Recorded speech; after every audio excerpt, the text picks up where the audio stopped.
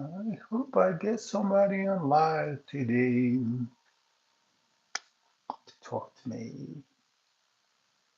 Anybody? Somebody? Anybody? Anyway, my topic is how many people truly care about you.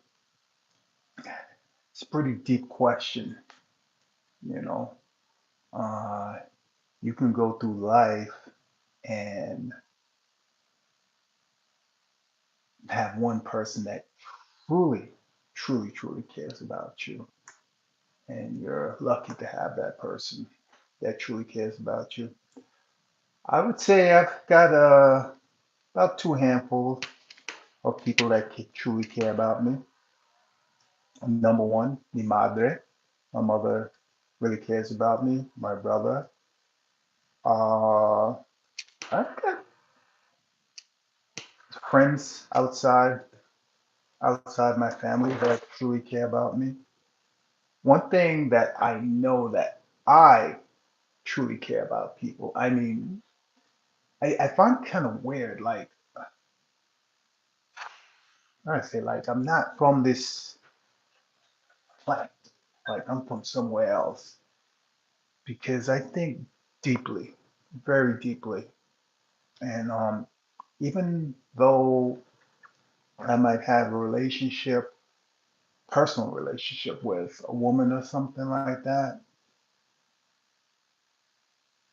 they shared a part of my life. I shared a part of my life with them. So I think about some of them, like how they're doing. If we're not in contact, which a lot of people say, oh, you're not supposed to be in contact with your ex. You're not supposed to, you're supposed to shed this. When you're done, you're done. Yeah, in certain situations, yes, you should be done. And in other situations, there's nothing wrong with caring about people. I care about people. You know, my grandmother used to say, if you can't love them up close, you love them from a distance. And I love people from a distance. I'm in my Zen mode right now. I've learned a lot about YouTube, which is really weird that going live actually helps you get viewing time. Didn't really know that. And hence the reason I see a lot of people on live just been doing nothing. I always want to give something, give content. I don't want to just sit on live and have people scroll and, they just sit there and, you know, I noticed that who really benefits from this is women, attractive women. Men would literally stay online talking to these women like they want to have a relationship with them. And that's sad. Mucho triste para mí. I don't understand it. How can someone, hey everybody, nobody, somebody say hello? So I don't know if it's an attention thing or, like I said, you get a lot of view time from going live, and this is the reason they go live and just sit there and do nothing. Some of them just sleeping. Who wants to look at someone sleeping? I mean, when I see it, it's like I'm scrolling, you know? Society is so weird now. Like, I'm a Gen X, right? And for me,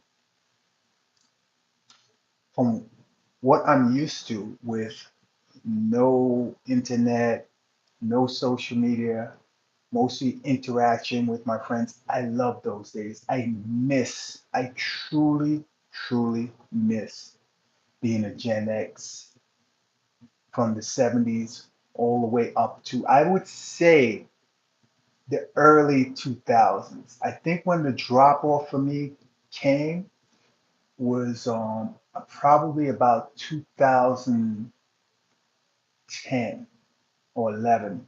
Then my friends just started going different places. Everybody disappeared and had families, and I was still a cowboy. You know what I'm saying? I love that cowboy life. And you don't get to interact with your friends anymore. And this is one of the reasons I love the West Indies also, because the demographics is so small and the island's so small, you get to interact with people all the time. You know, you don't have to worry about the phone, constantly on the phone searching for meaningless crap. Gen X to me was the best. Growing up, I remember like in the 80s, I would just work enough to get some money for something I want. I didn't have to like have a job like, 9 to 5 every day of the week. Nah, I just worked when I needed something. And it was so easy back then because you used to get these temporary jobs. You get them for like 2 weeks, a month, or whatever, and that's it. And then the 90s, oh my gosh, I don't even talk about the 90s, man. 90s were the best for me. I hardly ever worked. It's caught up to me, because I knew better. I should have had a civil service job and I'd have been retired already. Black ass should not be working right now. But it is what it is. I made a lot of money and I lost a lot of money. But life has its ups and downs. Life is changing every day. It's a different day. You are actually reborn the next day you wake up, if you wake up. So I don't, I with Gen X, I don't think we take anything harsh. We just cut and go through. We are born hustlers. We grew up hustlers. And I think that's why we don't stress anything. I'm not a stressor. Take it one day at a time. Whatever the universe sends me is what the universe sends you. What I can do, I do. But oh my goodness, I remember wanting a Schwinn bicycle for my birthday. And at the time, my mother's boyfriend, he had the dough.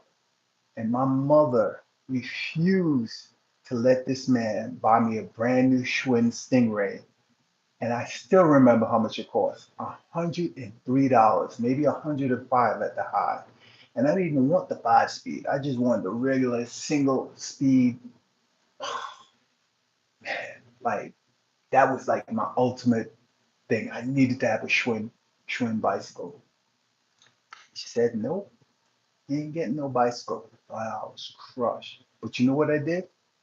You give up, search the neighborhood, you find a frame, you go buy some forks and get your neck stand with the bar bearings, and you go to the hardware store, pick a color out, you sand that bike down, you pick your paint, you prime it, you make your own custom bicycle. That's what we did. If I couldn't buy a bicycle, we built a bicycle. That's Gen X. Go getters.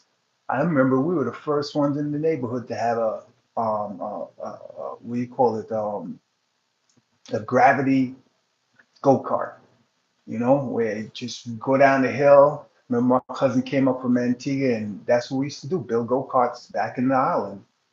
And we built that cart, and kids in neighborhoods were astounded. They were like, damn, that's bad. That's wicked. I remember, man, the roads with dirt. We had a lot of dirt roads because I grew up on Long Island, and we had a lot of dirt roads, and there were still actually animals in the neighborhood. People had chicken and, you know, pigs and stuff like that. And it was really rural when I grew up out here. And when I say who really cares about you, Gen X, your neighbors cared about you. You know, my best friend that lived down the block, they moved from England. Were Jamaican, and they became my family, man. I like my block was so cool. My block was a family block. I literally used to walk in my neighbor's house when no one was home if I was hungry, because we didn't have to lock the doors back then. Think about that. Gen X, you didn't have to lock the add Q&A to your voice.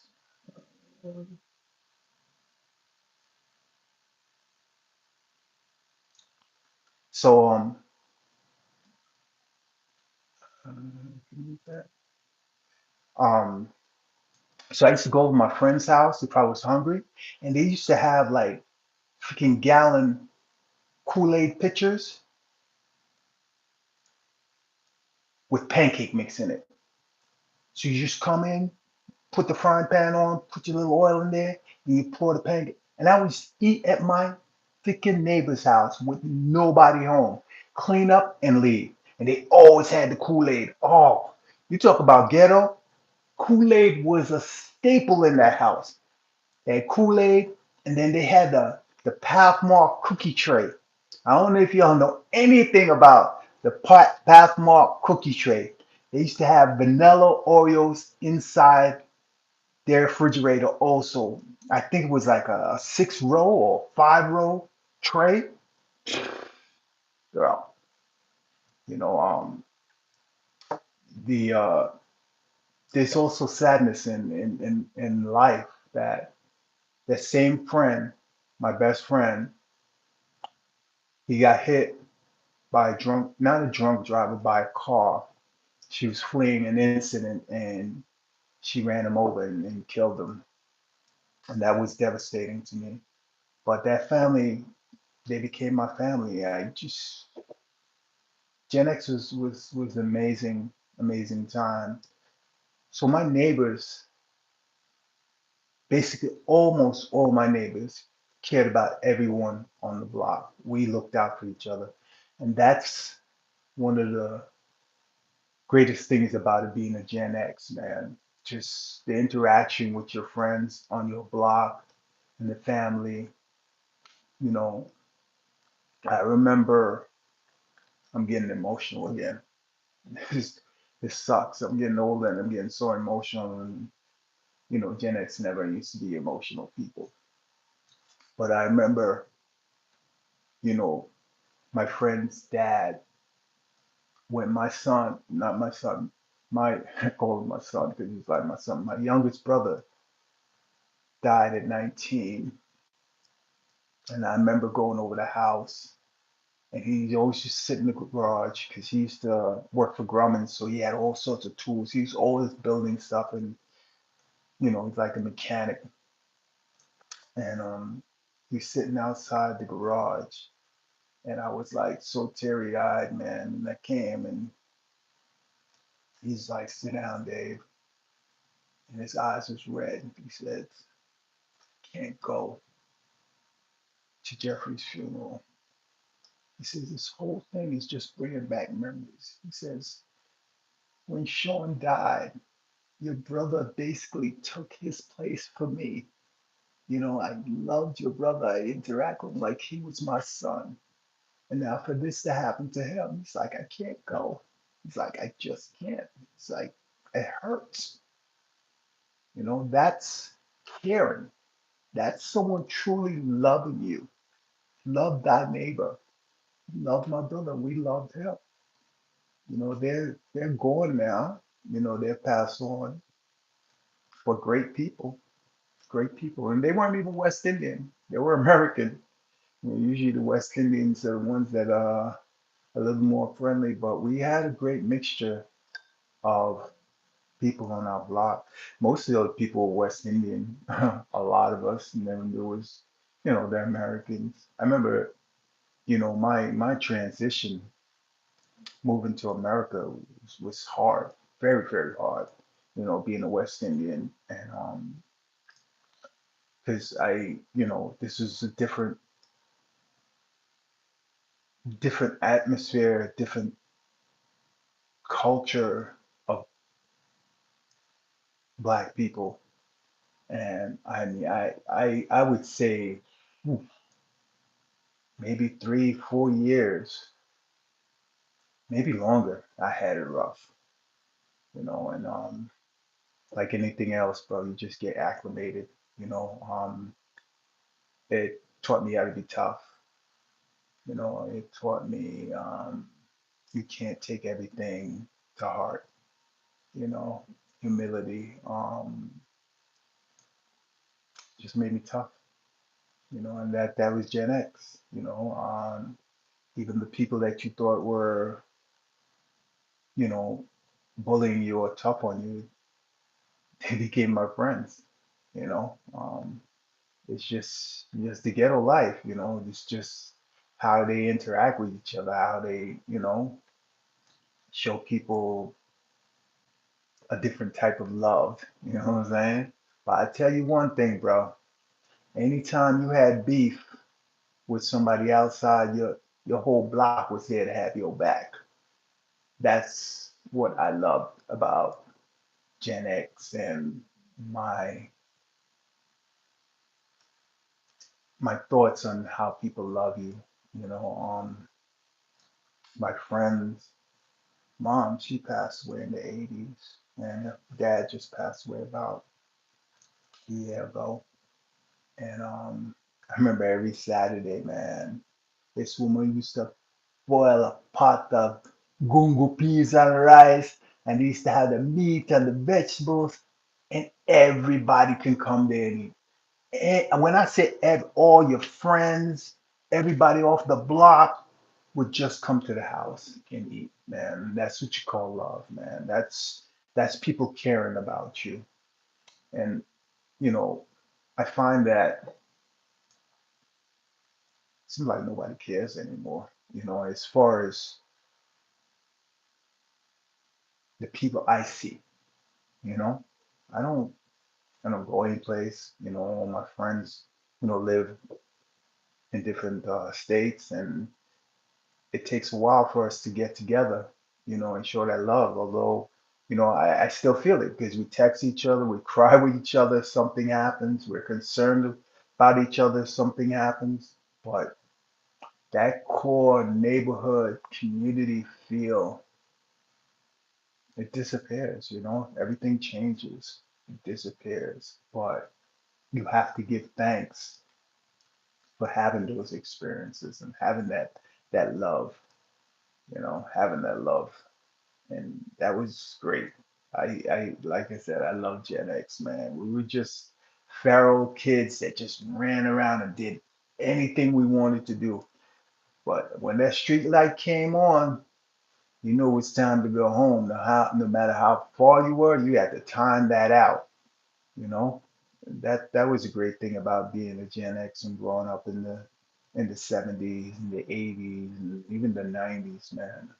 I remember I remember getting my first motorcycles back in '87, and that was a sports bike. And black people didn't ride sports bikes back then, but we were motorcycle enthusiasts. We love motorcycles.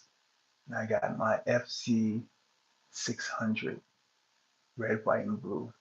Till this day, I have a special place in my heart for that bike because that was my first street legal motorcycle. I've had dirt bikes and mini bikes and stuff like that, but that bike, I think I had the most fun. Yeah, I think I had the most fun when I had that bike, man. And again, I ain't had no job. That bike cost me $3,500 with a helmet, with insurance, with the tax, right? That was 1987. I bought it in '87, even though it was in '86. I just wanted that color. So they had a leftover '86, and I got that bike. That bike got me more pum pum than any other hot car. I, yeah, because it was my first bike. The other bikes were better looking, faster, but that first one, that experience, can't touch that. Cannot touch that. That was crazy, and I was just like, a little skinny kid. I'm still slim. So imagine how slim I was back in '86. I probably wore like 160 or something like that. One, 160 or 165 maybe. But my mother used to call me the motorcycle riding gigolo, right? I used to, like I said, just get a job to pay my insurance. Hey, what's up, Nicholas? Where you from, Nicholas? What are you doing? And yeah, I used to just get a job just to make sure I had my insurance paid up and to put gas in my bike. See, back then you didn't have to pay like to do things. Everything was like outside. Just be outside. That's it. There was no really going out. It was just be outside. And I used to meet girl. I'm in New York. I'm in New York. Where are you at? And this was my playground, New York. The five boroughs. We used to, man. Oh, yes. Everywhere I pulled up on that bike and there was some girls, I had one. That's why my mother used to call me the motorcycle riding gigolo. I used to smash a lot when I had a bike. Still love them, but I ride once in a while. Thing, what do you say? Things just ain't the same for gangster. Dagestan. Wow. Okay. Dagestan is in the Middle East, right? Um, close to Iran, maybe? Iraq? Tell me, because I'm not 100% sure. How is it there?